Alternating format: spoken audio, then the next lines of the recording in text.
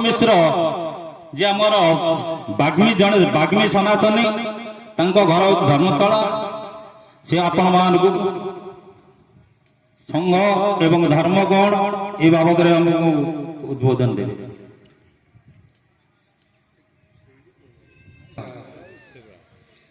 जय श्री राम, जय जय श्री राम, जय श्री राम। मंचासीन मोर गुरुजन एवं सम्मुखें बसी समस्त वयस्क गुरुजन मान को चरण स्पर्श करुच्ची। जेते ए कार्यक्रम आज बसचंती समस्त को प्रणाम करुच्ची, माँ मान को प्रणाम करुच्ची, सान सान ये जो कुनी कुनी पुओ झील नाती नातुणी बयसर जो मैंने अच्छा समस्त को खूब श्रद्धा और आदर। आज राष्ट्रीय स्वयंसेवक संघर 100 वर्ष पूर्ति अवसर में राष्ट्रव्यापी विशाल हिंदू सम्मेलन करा जाउची एवं सबु जगह प्राय विश्व शांति गीता महायज्ञ करा जाउची। आपण ये लेखारे देखुथिबे प्रथमे सभा ऊपर लिखा जाइए संगठित हिंदू। संगठित हिंदूर माने कौन ताको मध्य बुझिबा को पड़िबो। संगठन हिंदू संगठन तो बहुत संख्या रे अछि भारत रे, किंतु हिंदू मान को संगठित करिबा पई जो मानसिकता जो संगठन पाखरे अछि से ही चर्चित एवं सही संगठन मानक पई हिंदू माने संगठित हेला परे निजको समर्थ भावुचंती, निजको सशक्त भावुचंती, निजको सतर्क हिंदू बोली भावुचंती एवं सही भली हिंदू मान को कहा जाए सचेतन हिंदू। आपण माने मो सम्मुखरे जो माने बसचंती जो पर्यंत आपण मान जदि सुनिबा को आग्रही ताले फांका थिबा चेयर मान को पळे आसो, कारण मु एठी कोनसी भाषण देबा को आसिनी, मु भाषण देई जानिनी, मु केवल किछि कहि जानिछि, मु आपण मान को कहिबा को चाहे ताहा जदि आपण अस्थि मज्जागत न करिवे पालन न करिवे तार क्षति तार लाभ सेति पई आपण ही श्रेय नेबे। एटी निश्चित भाव में जोड़िए ज्ञान शक्ति आपण के भीतर आसु एटा मु निवेदन करिवि।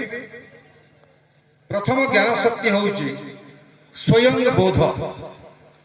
मु किए, मु केउ धर्मर अवलंबनकारी, मोर कार्यक्रम कौन, मोर आकार कौन, मोर प्रकार कौन एवं मोर दायित्व कौन एवं मो सनातन धर्म केते पराक्रमी, केते पवित्र, केते दिव्य और केते सौर्यवान ताकू जानिबा मध्य मोर परम कर्तव्य। काहेकि ना मु सनातन परिवार रे जन्म ग्रहण करि सारिछि। आपण चाहिले भी ए कथा को अकाट्य करि पारिबे नाही। गत समय रे 1400 वर्ष धरी ए इस्लाम आरंभ हेबा दिन ठारू जो माने भारत रे भयालु हिंदू थिले से समस्त आज भारत रे मुसलमान। सनातन धर्म होची एकमात्र धर्म जहां विश्वर सृष्टि रु ए प्रकृति रु आरंभ। तेणुकरी सनातन धर्मावलंबी माने ए प्रकृतिर प्रत्येक गछ लता पानी पवन जीव जंतु समस्त को से पूजा करे, उपासना करे।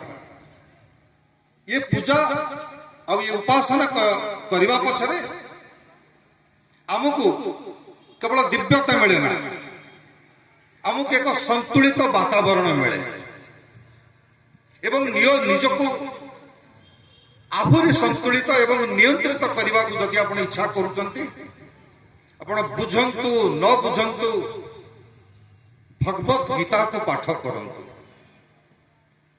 किछि पढ़िबा दरकार नहीं, मुखस्थ कंठस्थ करबा दरकार नहीं, केवल पढ़ंतु। आपण निजे निजे देखिबे प्रत्येक दिन आपण संतुलित और नियंत्रित ही जिवे।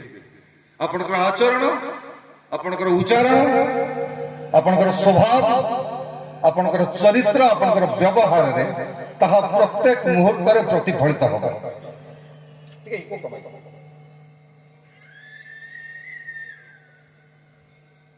एवं ସନାତନ ଧର୍ମ ପରେ ପରେ କିଛି ବିଚ୍ଛିନ୍ନତା ମନୋଭାବ ଥିବା କିଛି ବ୍ୟକ୍ତି ବାହାରିଲେ, କିଛି ସମୁଦାୟ ବାହାରିଲେ, ଯୋଉମାନେ ଅଲଗା ଅଲଗା କିଛି ସମ୍ପ୍ରଦାୟ ତିଆରି କଲେ। 2500 ବର୍ଷ ପୂର୍ବରୁ ଗୋଟେ ରିଲିଜିୟସ୍, ସେମାନଙ୍କୁ ଖ୍ରୀଷ୍ଟିଆନ କୁହାଯାଏ। 5000 ବର୍ଷ ପୂର୍ବରୁ ଆମ ସନାତନରୁ ବାହାରିଥିବା କିଛି ମତ, ଜୈନ ମତ, ବୌଦ୍ଧ ମତ, ସିଏ ବି ବାହାରିଲେ। ଏଇ କିଛି ବର୍ଷ ଭିତରେ ଗୋଟିଏ ପନ୍ଥ ବାହାରିଲା, ଯିଏକି ଶିଖ ପନ୍ଥ। ଆଉ 1400 ବର୍ଷ ପୂର୍ବରୁ ଏକ ସମ୍ପ୍ରଦାୟ ବାହାରିଛି, ଯିଏ ହଉଛି ଇସଲାମ, ଯୋଉମାନେ ମୁସଲମାନ। पूरा इकोटा बंद कर दिया, इको टोटल बंद कर दिया।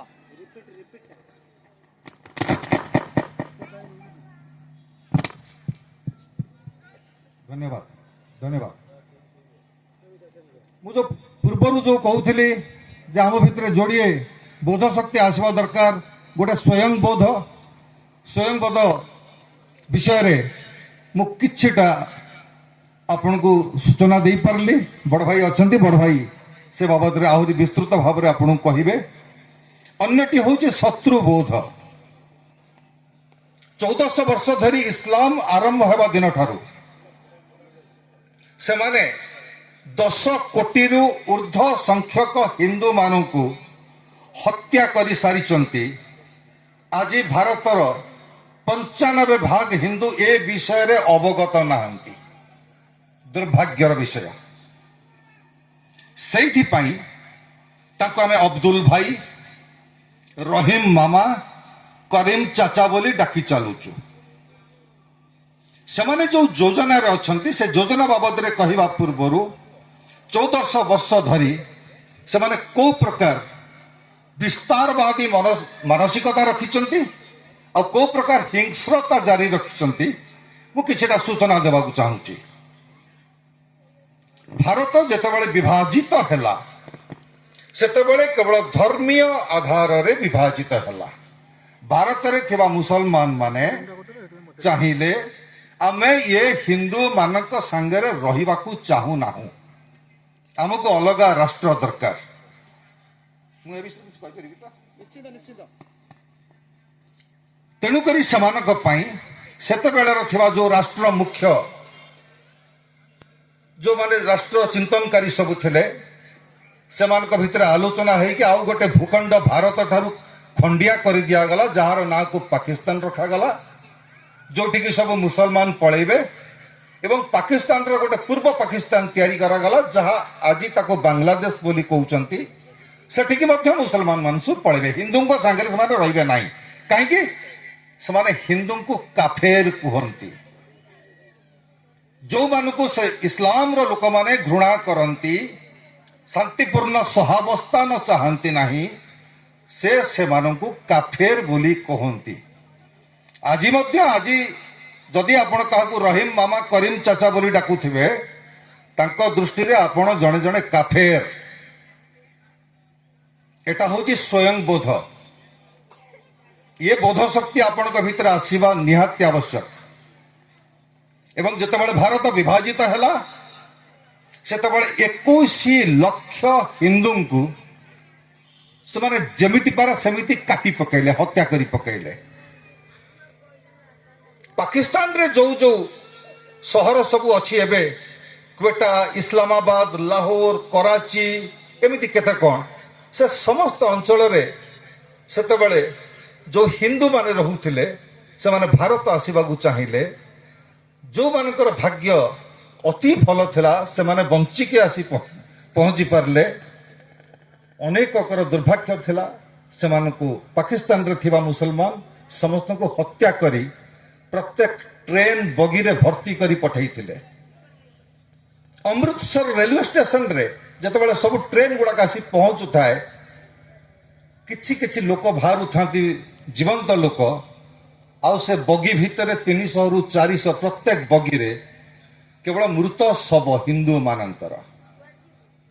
ଏରକମ ଗୋଟେ ଦିନ ଥିଲା ଅମୃତସର ରେଲୱେ ଷ୍ଟେସନରେ। ମା ମାନେ ଆପଣ ଶୁଣୁଛନ୍ତି ମୋ କଥା?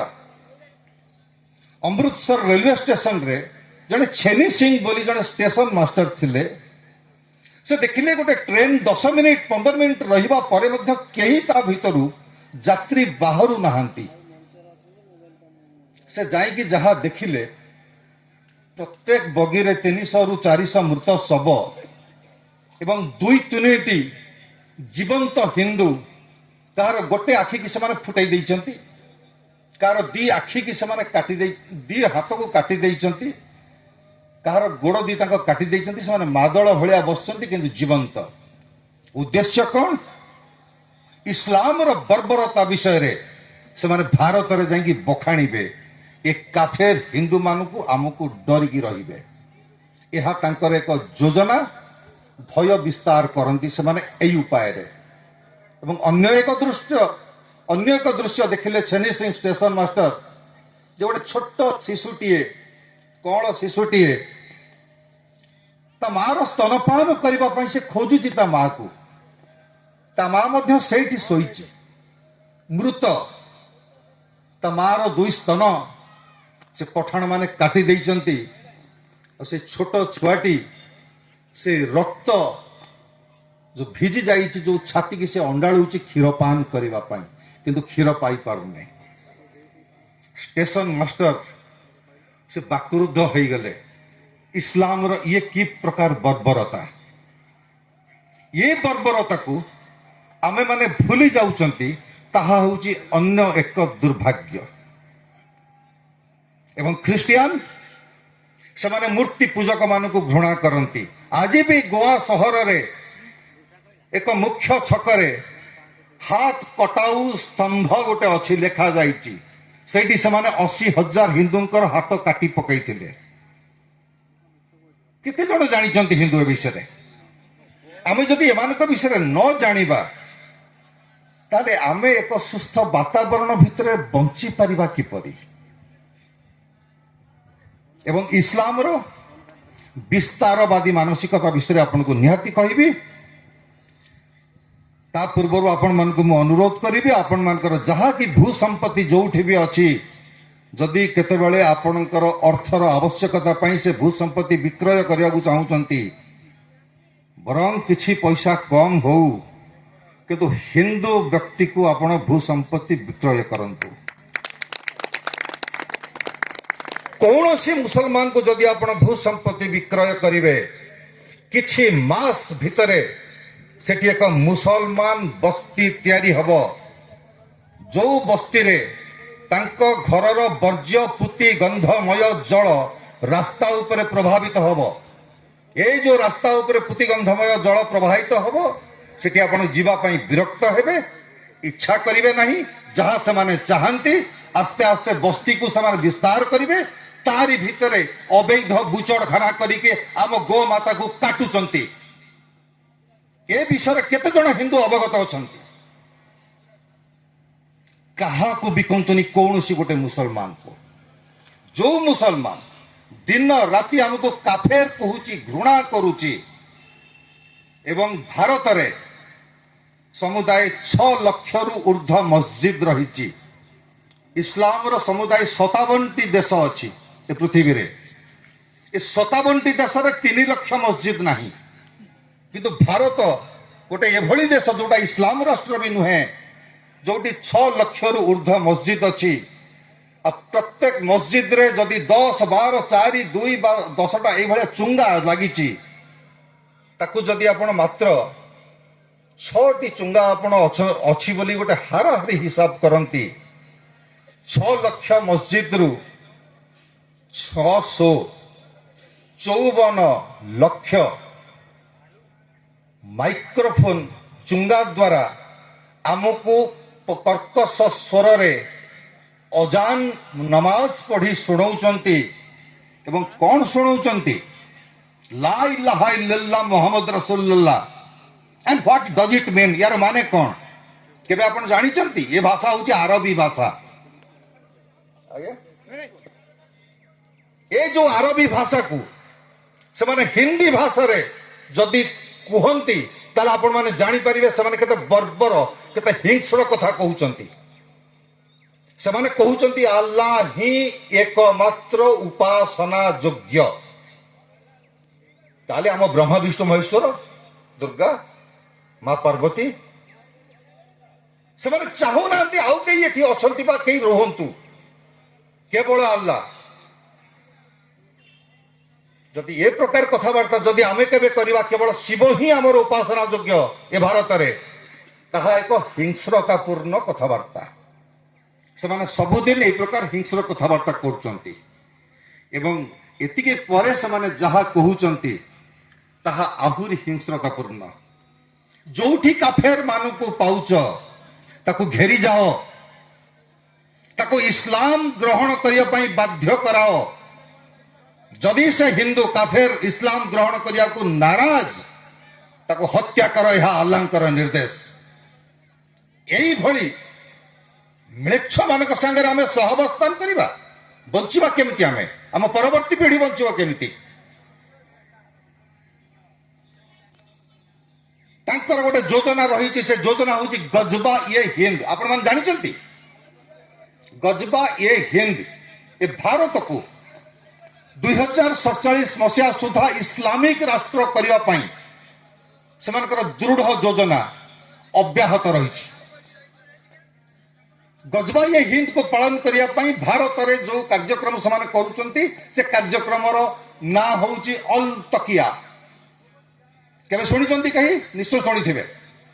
ଅଲ ତକିଆ, ଅଲ ତକିଆକୁ ସେମାନେ କାର୍ଯ୍ୟକାରୀ କରିବା ପାଇଁ ଭାରତ ଭୂଖଣ୍ଡରେ ତାକୁ 3 ପ୍ରକାର ସେମାନେ ଶ୍ରେଣୀରେ ବିଭକ୍ତ କରିଛନ୍ତି। ପ୍ରଥମ ଶ୍ରେଣୀ ହଉଛି ଦାରୁଲ ଅମନ, ଯୋଉଠି ସେମାନେ 5% ରୁ କମ ସଂଖ୍ୟକ ଲୋକ ଅଛନ୍ତି। ସେଠି ସେମାନେ ଆପଣଙ୍କୁ, ସାର୍ ନମସ୍କାର, ରଜରେ ଝିଅ ଆସିଥିଲା, ଦେହ ଭଲ ଅଛି ସମସ୍ତଙ୍କର, ପିଲାମାନେ ପାଠଶାଠ ପଢୁଛନ୍ତି, ଏହି ରକମ ଆତ୍ମୀୟତା ଭରା କଥାବାର୍ତ୍ତା କରିବେ ସେମାନେ, ଯୋଉଠି 5% ରୁ କମ। ତାପର ଶ୍ରେଣୀଟି ହଉଛି ଦାରୁଲ ହର୍ବ।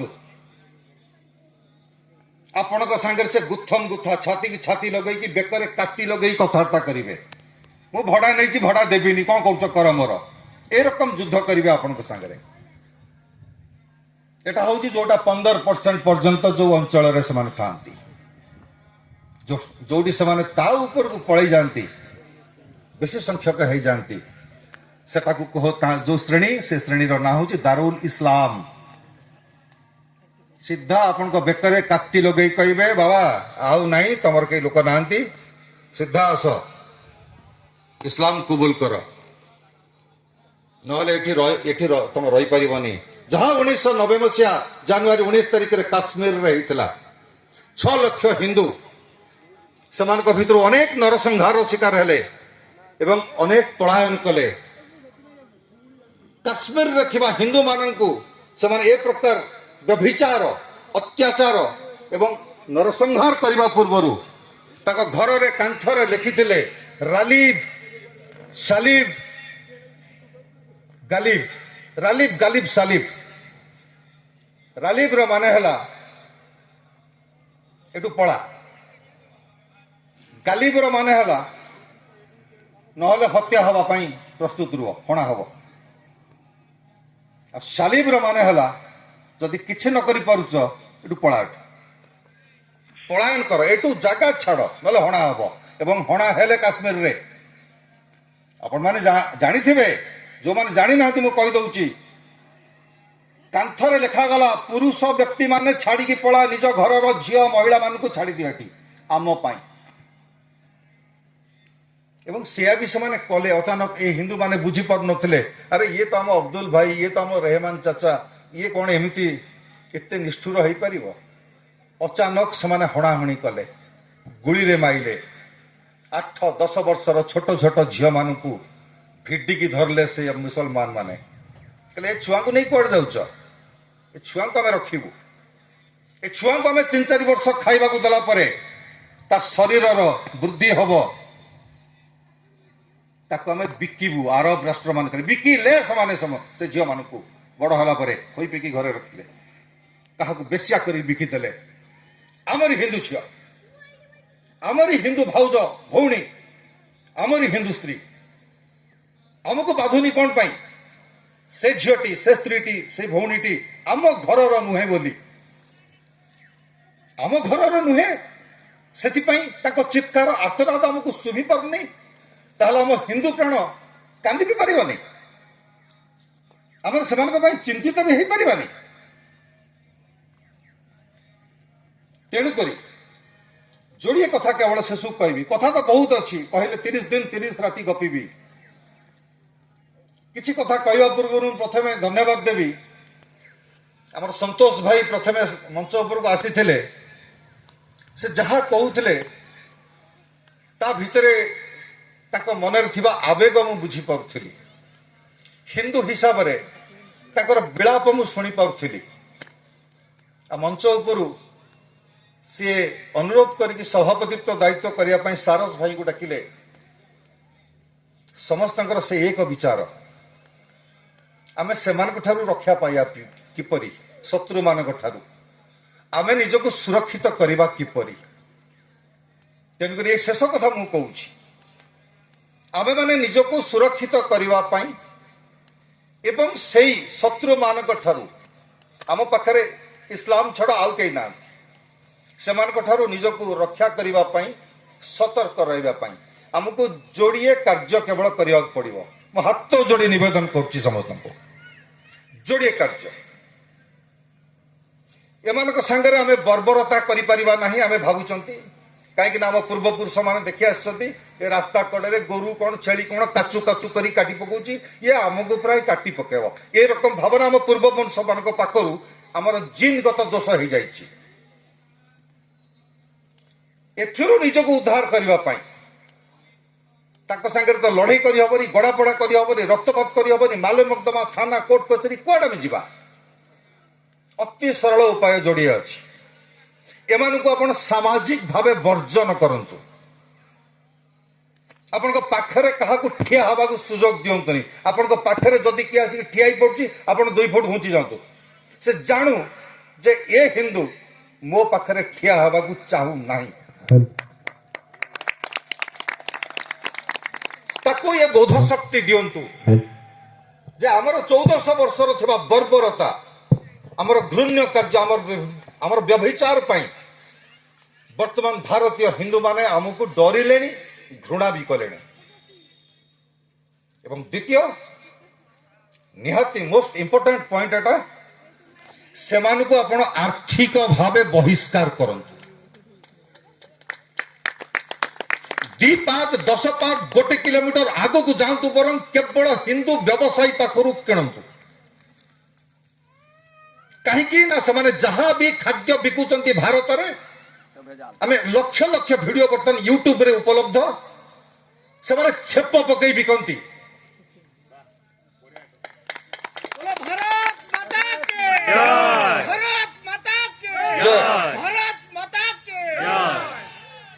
तेणुक से छेप मिश्रित खाद्य खाइबा पाई आम भीतर व्याकुलता आसवा उचित कि हाँ कि ना कहतु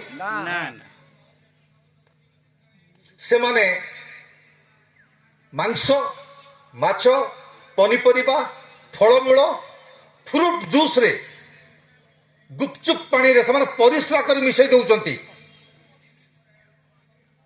एबे काश्मीर रे से धरा पड़ले दिल्ली रे भी धरा पड़चंती नपुंसक हेबा पई हिंदू मानक पई गोटे अलगा रखचंती डेक्ची सेठी नपुंसक हेबा पई बटिका को से गुंड करी पकाउचंती काश्मीर रे धरा पड़ले से निजर बीर्य पकाउचंती एभली म्लेच्छ मान सहित आम संपर्क रखा ये जीवन काल भितर आप से म्लेच्छ मान संगे संपर्क रखिए से सुजोग पाइबे लव जिहाद निशा जिहाद लैंड जिहाद लव जिहाद माने आप किसी बुझी किसी झील मैंने अच्छा माँ मैंने अच्छा विशेषकर से उद्देश्य कहूँ हाथ में यही रकम व्रत पिंधिदेवे मुंडरे एमती तिलक चिता लगेदेवे एठी लकेट लगेदेवे हनुमान की श्रीराम कि ओं लेखाई थी निजर धर्म को निजर नाम को लुचई कि गोटे हिंदू नाम रे कौन सी हिंदू झील सांगरे से माने संपर्क स्थापन करती बंधुता स्थापन करती से हिंदू झीलटी जानी पारे नाही